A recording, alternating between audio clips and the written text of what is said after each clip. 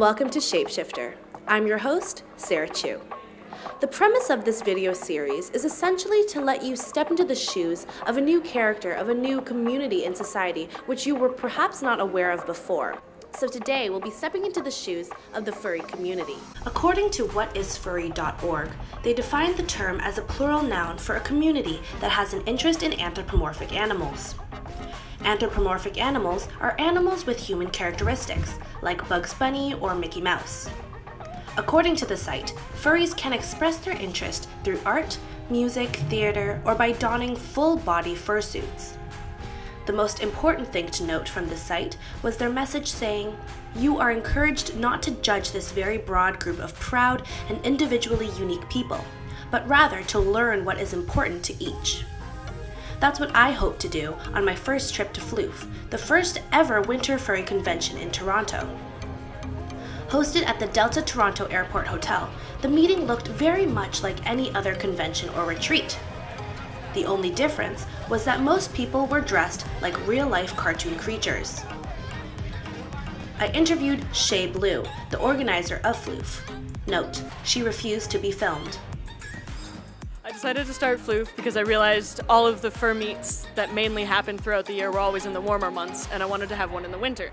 So I called up the hotel, booked some meeting rooms, found some capable staff, and threw it all together as best I could from what I knew about all of the conventions I've gone to over the years, and just tried to keep everything that everyone had in common to make sure to get good activities. I have always liked anime and Pokemon, and I found that I really liked anthropomorphic characters, including Bugs Bunny, and then I found out, wait, we have costumes for these things, and there's a whole bunch of people that do it. That sounds fun, and kind of just joined in.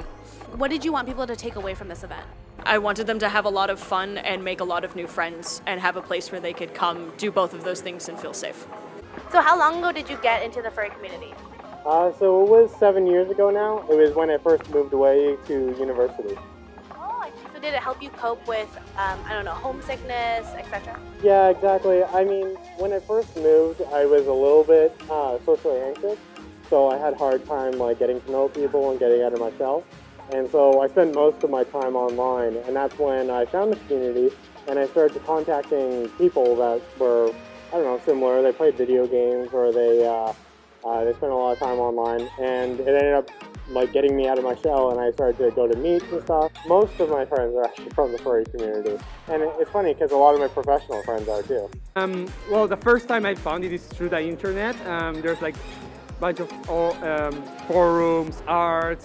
We usually see stuff from Disney, cartoons, mostly cartoons, and that's kind of what gets you into more of the anthropomorphic art.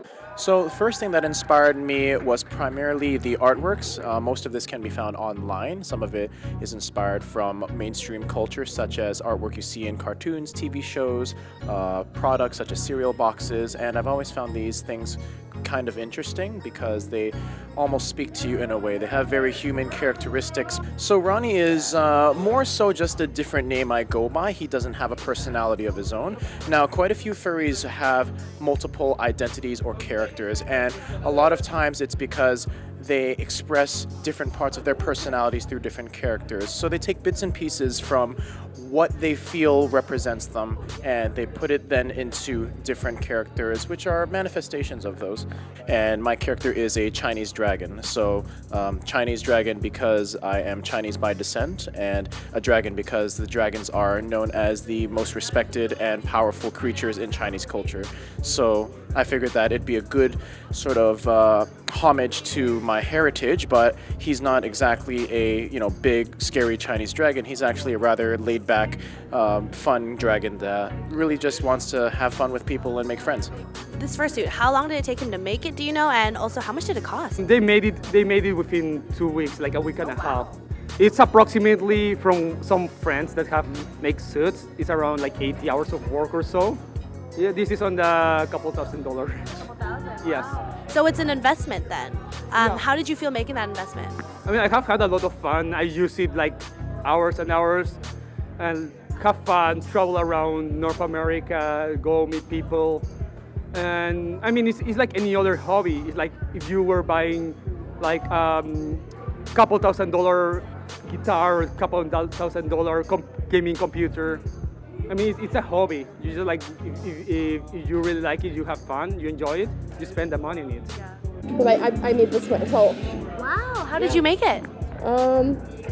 It's made of a thing called resin, but it's like a plastic mask, and then it's got fleece and fur on it. And the eyes are made of plastic too. Did you have to stitch things together? Yeah, I sew things together by hand.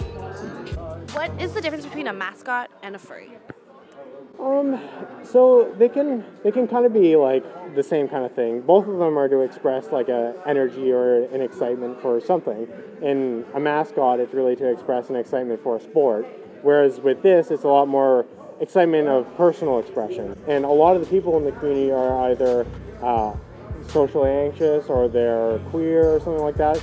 And in their normal day lives, they're not able to express themselves how they would like, or they're not able to articulate their feelings as they would like. And so the fandom gives them that kind of outlet and a community to help support them. So do you ever wear it outside, just like not in a convention, just like in the world, just doing your stuff, like going to buy groceries? Would you ever just wear like the headpiece or the whole suit? No, like apart from like free events, the only other time I would wear it is in my house if I'm cold. Like just the bodysuit and the feet. Just seeing the reaction on people's faces, especially children. I really like to entertain, so that's actually why I got a suit. Not to show it off or anything like a lot of people. For me, just to be entertain others. So when do you get to entertain children? Not events like this, but sometimes we have fur walks downtown, so that's where the public can see you, I guess. So if there's any kid, I just like to, well, if they're trying to interact, I just like to give high fives or hug them, or if they want a picture. But my favorite thing about wearing these costumes is definitely making people smile. Actually, I think it was actually at this hotel. Refugees were here, and we happened to have a week here, and it was amazing to see these little kids, you know, come from such a hard place, and you just make them smile. You know, one little boy wanted to wear my paws, and they were just playing with me. It was so good to make people that went through such a hard time smile. And that's my favorite thing about it. What is maintenance like? Do you have to clean it? Do you have to dry clean it? How does that work? It's different for every suit, so you would get a set of instructions from the maker, and each part is cleaned separately. How do you clean your suit personally? So I also have the full suit, I'm just not wearing it right this second. So some parts of it can go in the laundry machine, but some parts like the head can't because it's very fragile. Like I can't even soak it all in water, it's eyes, so Yeah, foam. I noticed it's cardboard, some of it. Yeah, foam. So I can just use a towel with some soap and water and just clean it. But you have to make sure it's dried after, and you have to brush it out as well. I spoke with Matthew Kenny, who said this convention helps him speak and interact with people, which is something that Kenny, who has Asperger's, greatly benefits from. After talking to many Floof participants and asking them a few questions, I noticed that there was this stigma of the furry community being just a group of people who had strange sexual and erotic desires. But in fact, looking at the slew of activities such as arts and crafts, games, face painting, and a dance competition, it doesn't seem like a group of people who want to have sex dressed up as animals, but rather just a group of people who are lonely, or who just want friends, or who have seen that there's a great community of people out there just like them who like animals and who just want some companionship. And that's what I've noticed through this experience at Floof. Thank you for coming along with me on this first episode of Shapeshifter. I hope you learned something new about the furry community. I'm your host, Sarah Chu. Let's see what we can shapeshift into next time.